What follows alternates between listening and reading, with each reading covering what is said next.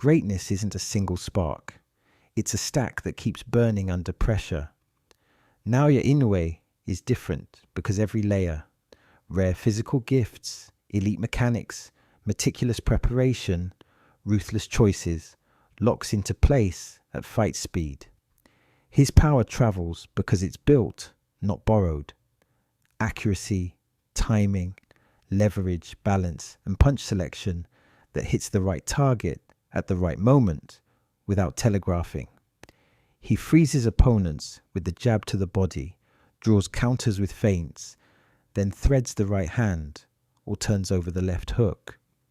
He reads patterns early, changes plans midstream, and hides defense inside offense. Head and foot position, clean exits, angles that deny clean return fire. Camps are disciplined. Weight, recovery, and opponent-specific detail keep him sharp from the opening bell to the finish. Above it all sits temperament, the cold patience to escort rivals into mistakes and end arguments decisively. If greatness has a formula, Inoue solves it. Raw talent times technical efficiency, times preparation times in-fight adaptation. That product is rare and undefeated logic in any weight he chooses. So Inoue is different. And why can no one solve the puzzle? Let's talk about being different. Let's talk about it. Because being different, I think in today's society, is a term that's overused. Let me explain. On one layer, everyone by default is different. We all have different genetics. We all have different thoughts, generally speaking. Different experiences. We are all different. But some people's different is excellent, because a different student that is excellent, they're scoring A pluses. A different businessman that is excellent runs a successful company. What does this all mean? Well, Inoue is different, but he's different because he's excellent. He's an elite boxer. Top 3 on the pound for pound list. By all stretches of the imagination, he is a considerable force. And some may say that you can define Inoue in 4 phases. Phase 1, Inoue's knockouts are built on timing, not size. Phase 2, the lead hand, the jab, the rangefinder, the frame, the feint, and the trigger. It's essential. Phase 3, body first, then head, because the liver shot rewrites the opponent's posture. And finally, phase 4, he has power, which is unusual at lightweights. He has power that has traveled with him across not 1, not 2, not 3, but 4 weight divisions. That is different, but that is excellent. So let's talk about his last fight. So I'm going to refer to this person as MJ because I cannot pronounce these names. I do apologize profusely. MJ was a good fighter, former unified WBA and IBF champion at 122 pounds and 2016 bronze medalist and 2015 World Championship silver medalist. So he was a legit fighter. You could argue a legit elite level fighter. And he had a win over Daniel Roman, who is rightly regarded as a top-tier super-bantamweight. So the result of the decision, of course, was an Inoue win by unanimous decision. I believe the cards were 118, 110, 118, 110, and 117, 111. So that's a unanimous decision. And, that's winning a fight by a considerable margin. However, it was his first distance fight since 2019. And with regards to the belts that are on the line, all 4 major super bantamweight titles were on the line, all 4. So that's the WBA, the WBC, the IBF, and the WBO, plus the Ring Championship. And it was held in the IG Arena. And this is like a 17,000 capacity building that opened in July 2025. There's no official attendance total, but Inoue is a very, very popular fighter. Now, the story that's being constructed through this fight is that Inoue controlled the pace and the range, and he outclassed MJ over 12 rounds to retain the undisputed title. And I made some notes on the fight. And this is what I took from the fight. Now, the first thing was that MJ was a southpaw, so that presented an interesting opponent. Secondly, I saw was that what I liked is that Inoue, he's got a great 1-2 to the head, but he also was using the jab to set up the right to the body, and that's a strong shot. As stated, the third thing was that he has this beautiful 1-2. It's just so smooth and the trajectory is so short. If you're fighting someone, if they're 1-2, if they do one and then they pull back with the punch or the trajectory, if you can see the trajectory of the punch, it's less likely to land. So someone who just throws it really short, yes, the argument is that you compromise power, but then the counter argument is that you're more likely to catch the opponent cleanly, and he delivers a smooth 1-2, silky smooth. Number 4 was I noticed a counter right. I noticed some counter punching from Inoue in this fight, and his counter punches, he would miss with counter punches, but they were delivered with ferocious speed, with real intention. Number 5, I noticed the double jab, straight right, left hook combination. We love that 4-punch combination. And also another thing I noticed with Inoue, and he's always been like this, but his stance is almost in the center. So some people are either here, they're on their back foot, and some people put their weight on their front foot, which is quite rare. But he's mainly focused on the center with his back straight. And I just noticed that posture. Number 7, I noticed he was setting traps in this fight. So he would go back to the ropes, allow his opponent to throw punches. Now, when you're throwing punches, what happens? You throw your punches and then you need to get your breath back, which means you're more vulnerable. So Inoue would allow his opponent to throw the punches, allow MJ to unleash, and then this gave him an opportunity to be able to close the distance, to close the distance in an easier way, and to increase the likelihood of hurting his opponent. So I thought that was a real good symbol of boxing intelligence. And also there's a risk element to that, because going to the ropes, you are putting yourself in a potentially compromising position. And what was interesting is that MJ was throwing some punches. He was throwing, I believe, the right hook and the left hook. He was aiming for the temple. This is a shot that Golovkin would throw. So the trajectory of MJ's punches was different. Point 8, and I love this. I've spoken about this so much. Inoue was throwing a right uppercut to the head, left hook to the body, but he actually repeated it twice in a row, which is, I guess you could say, quite cheeky, but I love that combination. Also, point 9 is that he introduced the jab, straight right, and then the left hook to the body. So it's like sometimes he'll throw the jab straight right, and the purpose here is to, land the backhand. But then when you throw the jab straight right and then left hook to the body, it's like I feel that those 2 punches, the jab and the straight right, that's the deflection shot to land the left hook to the body, and to really, it's almost like you're trying to create an opening for the left hook to the body to maximize damage. And like has been reported, it was another dominant performance by Inoue. And it's important to realize that Inoue is an elite level fighter in every sense of the word. Like I said, he's number 3 on many pound for pound lists. Some people may even have him number 1. But what I think can't be disputed is that he's elite, and his boxing domination is very impressive. So what has Inoue done for Japan? Now, before we speak about that, I think it's important to acknowledge the following.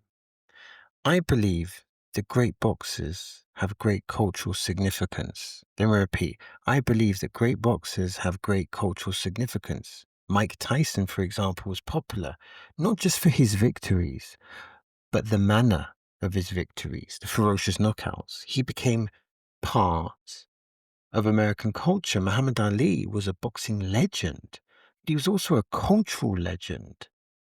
We remember people more for their cultural impact as opposed to the money that they did or did not make. And it makes perfect sense, right? Because the fans want entertainment. The fans want memories. They want things to remember. And how do you get that? How do you get that result? How do you get the entertainment and the memories to remember? This involves being a warrior. This involves taking risks.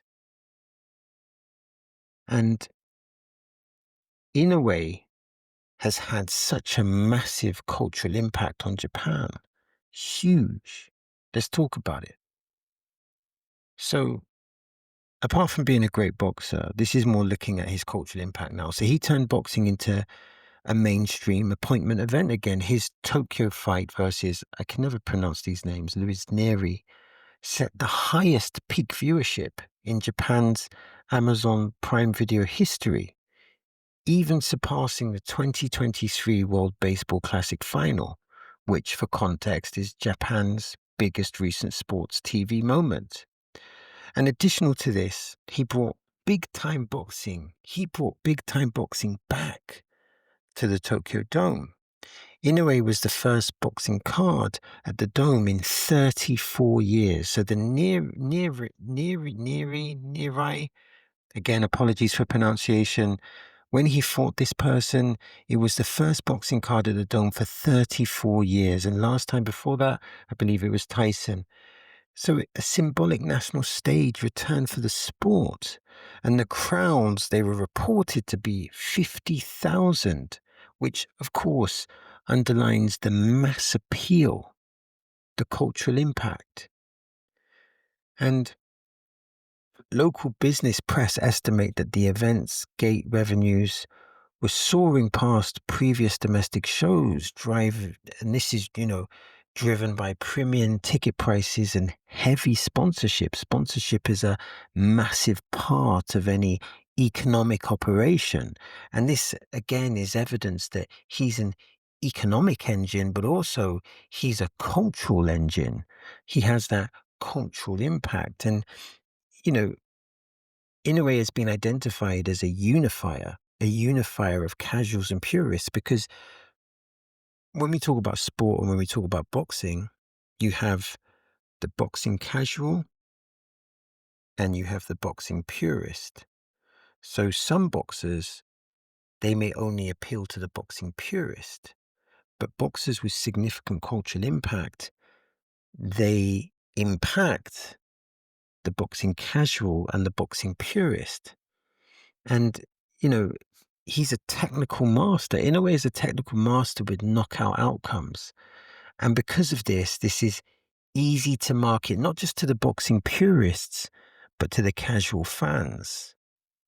So he has that appeal, that crossover, because his boxing style is not just technical, it's entertaining. And, you have sold out arenas, and this just, this reflects that the boxing casual and the boxing purists, they're turning up. And, Inoue is basically a national figurehead.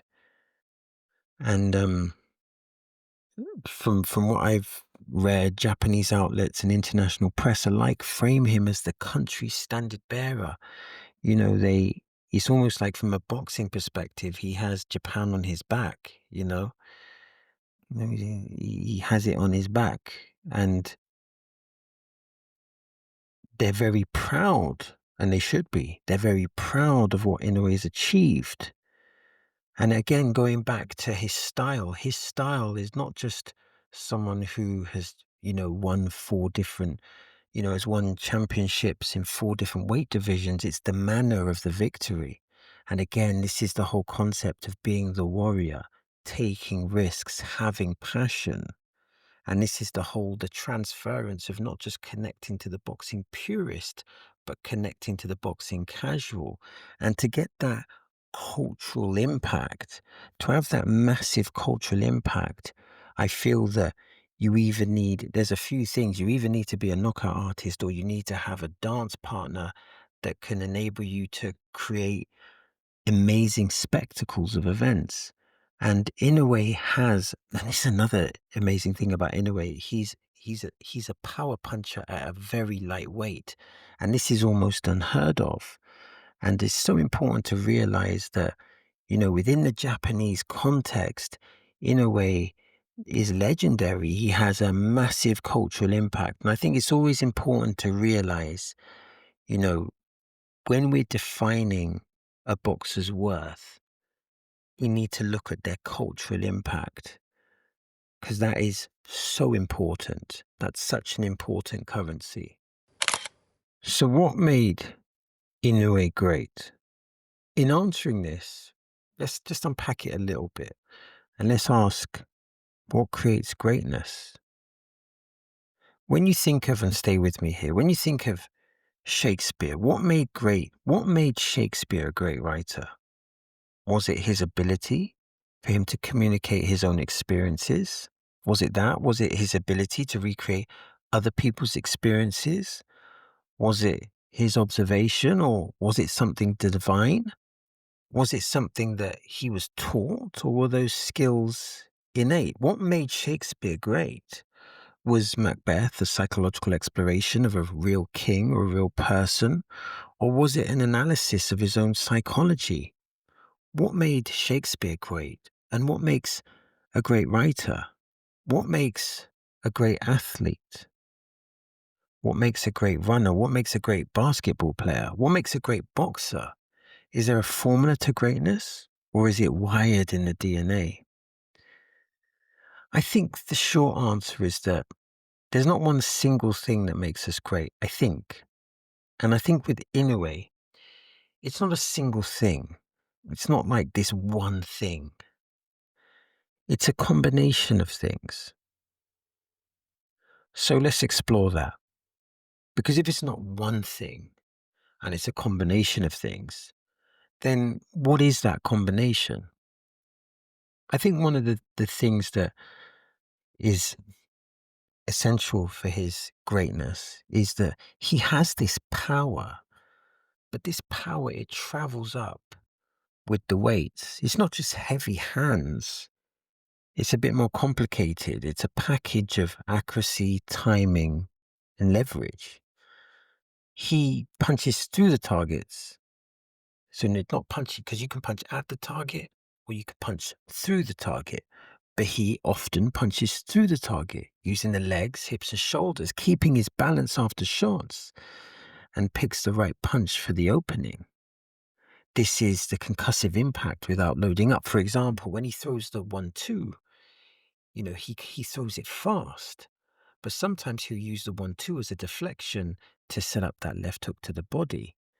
So you're busy, occupied dealing with the 1-2 that presents the left hook to the body. That's a potential knockout shot. But then there's the other element, which is the shot selection and timing.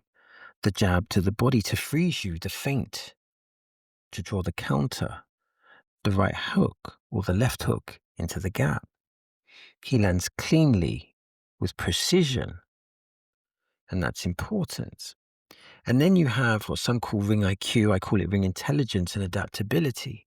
So it's this ability to read patterns fast, to be able to adapt, to be able to utilize counters when necessary, to be able to change the punch selection if necessary, change the angle to make those split decisions, which can be the difference between winning and losing. And he also has this defense embedded in offense, subtle head foot position, exits on angles.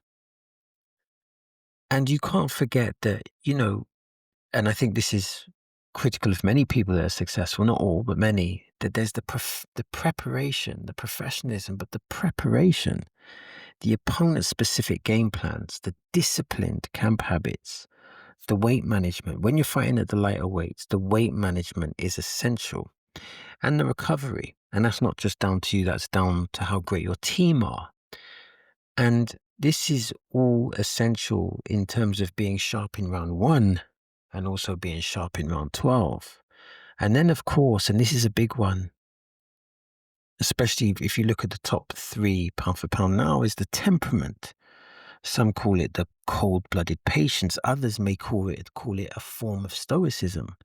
He doesn't chase. He escorts you into mistakes, and then he ends the argument. So when you put all of this together, this is like the recipe for his greatness.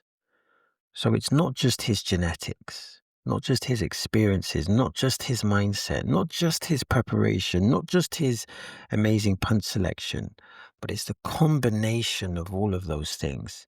And that is what makes Inoue great. So is Inoue the greatest Japanese boxer of all time? Is Inoue the greatest Japanese boxer of all time? Let's look at the opposition to that case. So some would say fighting Harada, who was a two-division undisputed champion in his era, and beat the great Eda Joffrey. Apologies if mispronunciation.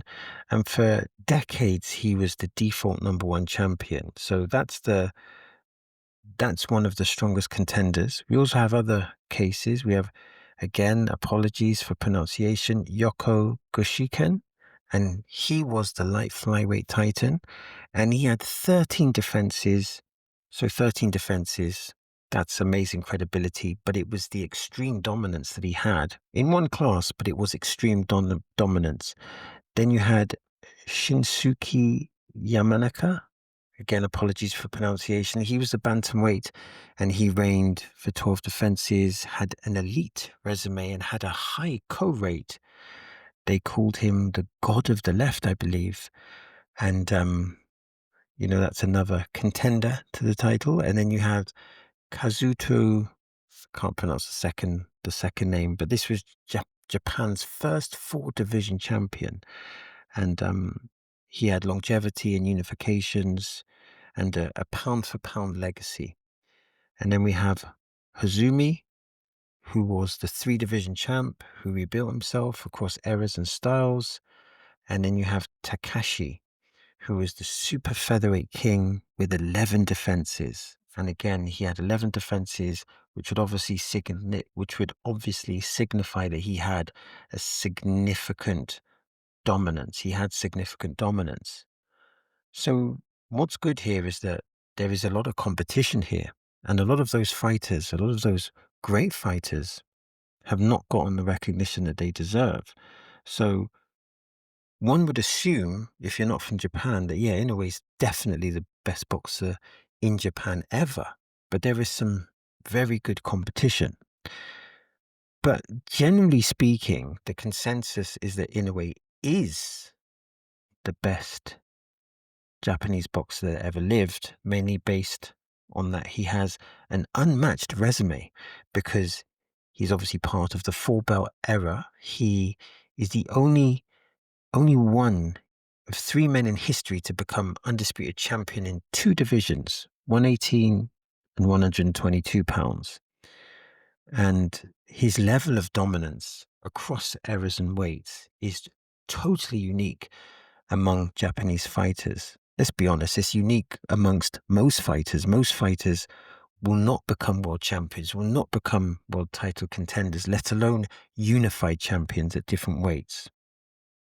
And then we look at the peak standing globally, not just nationally. He's been a consistent top 3 pound for pound fighter on the rings list from 2024 to 2025. So even with the recent movement at the very top, of course, with Terence Crawford, he still remains in the elite tier. And some I think most people will put him at number 3, but some would put him at number 2, and some would argue that he's number 1. So a lot of people will consider Inoue to be the greatest Japanese boxer of all time, and some would consider him to be pound for pound number 1. So it's very important to acknowledge that, this is an exceptional elite fighter. So I'm going to close out, I guess, on a philosophical point. And that starts with a question. What does it mean to be great? And of course, there is opportunities with greatness. One of the opportunities that comes to mind is to feed your family in a capitalist system. But what is the impact of being great? In football, Pelé was often described as the greatest footballer of all time. With certain generations, that meant people grew up wanting to emulate Pelé as a footballer. He signified the dream, not just an economic prosperity, but a respect that is reserved for people that do great things. People to this day still look up to Muhammad Ali. They still look up to Muhammad Ali's legacy. His fights against George Foreman, Sonny Liston, and Joe Frazier are still part of the culture. People remember it. He, Ali, also symbolizes brilliance, and people want to be brilliant. They want to be exceptional. Here is the point. If you achieve greatness, people look up to you. And because Inoue is a celebrity in Japan, people by default will look up to him. Maybe he will encourage them to train more, to lose some weight, or to get in better shape. Maybe he will encourage them to excel in their field, to become a better entrepreneur. Maybe he will encourage them to lace the boxing gloves or become an elite athlete. The point is this: greatness comes with great responsibility. In one sense, it's an honor to be held in high regard from strangers. In 20 years from now, maybe the next greatest boxer from Japan will state that Inoue inspired him. And what a great compliment that would be. Because some say that immortality is the impact that we leave on other people's lives. And for the few, the small few that achieve greatness, they paint memories to people that they don't even know.